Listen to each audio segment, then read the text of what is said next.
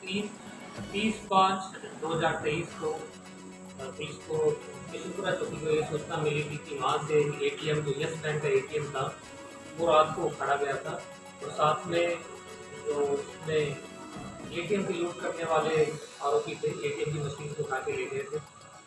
ये घटना 26 से 27 मई के बीच की रात को इस घटना को अंजाम दिया गया था। फॉर्चुनेटली इस एटीएम के अंदर कुछ पैसे नहीं थे क्योंकि ये एटीएम काफ़ी समय से बंद पड़ा था और उसके अंदर कैश भी नहीं था, परंतु ये हमारे लिए एक संगीन घटना थी क्योंकि इस एरिया से पहले भी 2 एटीएम के उखाड़ने की वारदात हो चुकी थी। इसके अलावा 2030 में भी इसी एरिया से एक और एटीएम उखाड़ा गया था। जो इस एरिया से जो एटीएम उखाड़े थे उनमें भारी मात्रा में पैसा भी गया था, इसलिए जो फरवरी में वारदात हुई थी उसमें 24 लाख रुपए की लूट हुई थी और उससे पहले जो सितंबर में जो वारदात हुई थी उसमें लगभग 17 लाख रुपए की लूट हुई थी। तो इस घटना की संजीदगी को देखते हुए ये बड़ा एक सीरियस मैटर था क्योंकि एक ही स्थान से बार बार वारदातें हो रही थी। तो हमने CIA 1 टीम इंस्पेक्टर दीपक के नेतृत्व में एक टीम का गठन किया। इस घटना के बारे में पुलिस के पास कुछ भी सुराग नहीं था और पहले भी संगीन वारदातें हो चुकी थी लेकिन उनमें भी कोई सुराग नहीं मिला था काफ़ी प्रयत्न करने के बावजूद।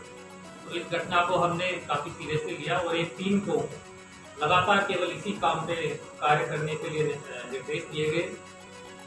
हमारे पास जब CCTV फुटेज निकाले गए तो उसमें एक संदिग्ध फॉर्च्यूनर गाड़ी जो ग्रे कलर की फॉर्च्यूनर गाड़ी थी वो एक दिखाई दी। उस गाड़ी के हमने CCTV कैमरे का अध्ययन करके उसका रूट ट्रेस करने की कोशिश की।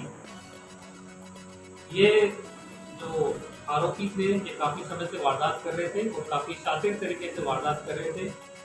ये किसी भी तरह का सुराग इन्होंने कभी तक किसी भी वारदात में नहीं छोड़ा था, ना फिंगरप्रिंट मिले थे, ना इनके पास कोई मोबाइल फ़ोन होता था। तो ये हमारे लिए चैलेंज था। हमारे पास केवल एक सुराग था कि ये फॉर्च्यूनर गाड़ी जो ग्रे कलर की फॉर्च्यूनर गाड़ी है उस पर वो आए थे। हमारी टीमों ने लगातार मेहनत करते हुए आसपास के क्षेत्र के कैमरे खंगालने स्टार्ट किए। हमारी टीमों ने लगभग 200 किलोमीटर के एरिया में 500 से ज़्यादा कैमरों का 300 से 400 घंटे के जो फुटेज है उसका अध्ययन किया। उससे हमें पता चला कि ये जो वारदात करने वाले जो आरोपी हैं बार बार वारदातें दे रहे हैं पर किसी भी मेन हाईवे का यूज़ नहीं करते हैं, कच्चे रास्तों का यूज़ करते हैं। तो ये भी हमारे पास एक चैलेंज था कि किस तरह से इसको ट्रेस किया जाए। परंतु जो ये इतना CCTV फुटेज का हमने जो अध्ययन किया तो हमें रात्रि का जो फुटेज था उसमें बिल्कुल एक झलक को भी देखते हुए पुलिस की टीम आगे बढ़ती रही और धीरे धीरे कच्चे रास्तों से आगे बढ़ते बढ़ते हम कुरुक्षेत्र से होते हुए पंजाब के अंदर ये गाड़ी है कुछ एक एरिया में जाके हमारे से ओझल हो गई। हमारी टीम ने लगातार 2 या 3 दिन वहीं पर रहते हुए आसपास के 30-40 गाँव में खुद से मोटरसाइकिलों पे पैदल गश्त करके रैकी करके ये पता करवाया कि एक फॉर्च्यूनर इस ग्रे कलर की फॉर्च्यूनर है, एक शादीपुर गांव है, वहाँ पे किसी एक व्यक्ति ने गाँव में एक डेरा बना रखा है। उस डेरे के आसपास एक निर्माणाधीन मकान है उसके अंदर खड़ी रहती है। उसके आधार पर उस मकान की सर्च की गई। उस सर्च में हमें एक फॉर्च्यूनर गाड़ी ग्रे कलर की वो मिली। उस मकान की सर्च के दौरान कुछ गैस कटर वगैरह भी मिले, साथ में नंबर प्लेट इस गाड़ी पे ये एक फेक नंबर प्लेट लगा के चलते थे। वो नंबर प्लेट जो नंबर था वो वैसे स्विफ्ट गाड़ी का नंबर लगा रखा था क्योंकि वो फेक था। लेकिन ये फॉर्च्यूनर गाड़ी पे वहाँ जाके उन्होंने इसका नंबर प्लेट वगैरह चेंज कर लिया था। फॉर्च्यूनर गाड़ी को जब खोल के देखा गया तो उन्होंने फॉर्च्यूनर गाड़ी को केवल इसी काम के लिए मॉडिफाई करवा रखा था। जो पीछे की सीटें हैं वो सारी उन्होंने निकाल रखी थी। जो गाड़ी को इस तरह से मॉडिफाई कर रखा था कि कुछ सामान जैसे एटीएम का जैसे भारी सामान है उसको अंदर डाल के ले जाया जा सके तो भी कोई परेशानी ना हो। हमें बाद में सूचना मिली कि फॉर्च्यूनर गाड़ी का जो मालिक है सुखविंदर और सुक्का, जो इस गिरोह का सरगना भी है, उसके बारे में हमें सूचना मिली कि ये करनाल एरिया के अंदर फिर से वारदात को अंजाम देने के लिए यहाँ पे रेकी कर रहे हैं। क्योंकि इस वारदात में इनके पास कुछ भी पैसे हाथ नहीं लगे थे, केवल 8,000 रुपये का ही नुकसान हुआ था। ये फिर से वारदात करने के लिए यहाँ पे रेकी कर रहे थे और रेकी के दौरान हमारी टीमों ने इनको काबू किया। इनसे पूछताछ में ज्ञात हुआ कि इन्होंने पानीपत की न केवल ये 3 जो संगीन वारदातों का अंजाम दिया हुआ है, उसके अलावा भी इन्होंने लगभग 24 ऐसी संगीन वारदातों का अंजाम दिया हुआ है, जो पूरे हरियाणा में और पंजाब में अलग अलग जिलों में अभी तक लगातार ये वारदातों को अंजाम देते आ रहे हैं। 2017-18 में भी इन्होंने एटीएम की वारदातों का अंजाम दिया। उसके बाद ये वहाँ से दुबई चला गया। दुबई में इन्होंने कुछ समय के पास काम करने के बाद ये वहाँ पे कुछ फाइनेंशियल कंडीशन इसकी ठीक रहेगी, इसलिए वापस आ गया और उसके बाद से लगातार हर समय कुछ समय के बाद में ये वारदातों को अंजाम देते जा रहे हैं। इन्होंने पूछताछ में यह भी बताया कि अपने साथ वारदात को अंजाम देते समय भारी मात्रा में हथियार और कारतूस भी लेके चलते थे।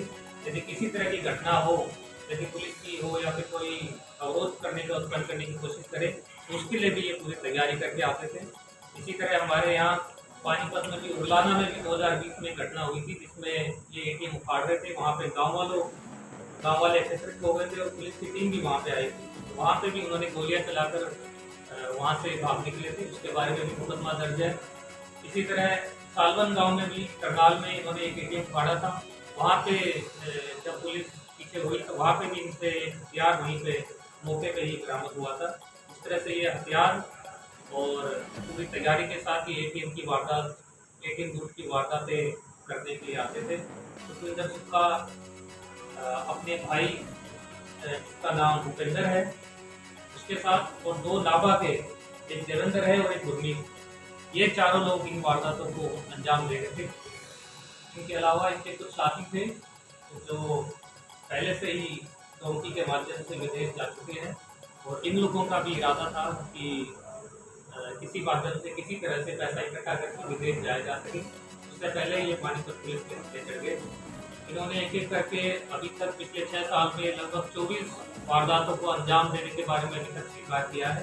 इसके बारे में अभी तक और पूछताछ जारी है।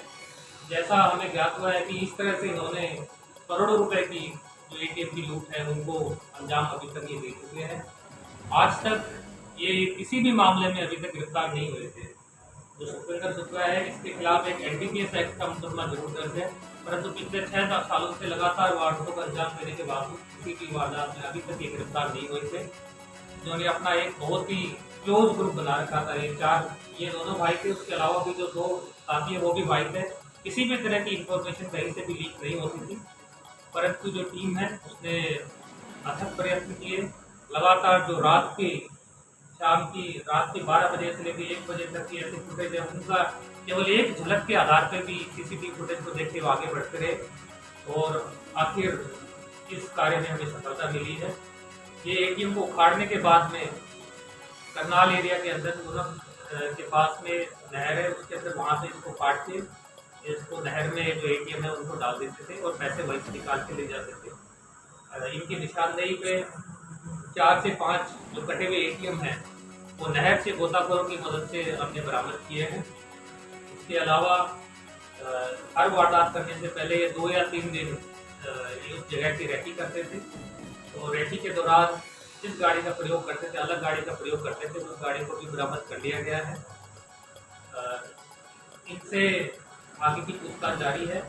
इन्होंने अभी तक जो स्वीकार किया है उसमें 6 वारदातें पानीपत की, 5 वारदातें करनाल की, 3 वारदात कैथल जिले की, इसके अलावा अम्बाला, कुरुक्षेत्र और सोनीपत जिले की वारदातें जो हरियाणा की इन्होंने स्वीकार की है।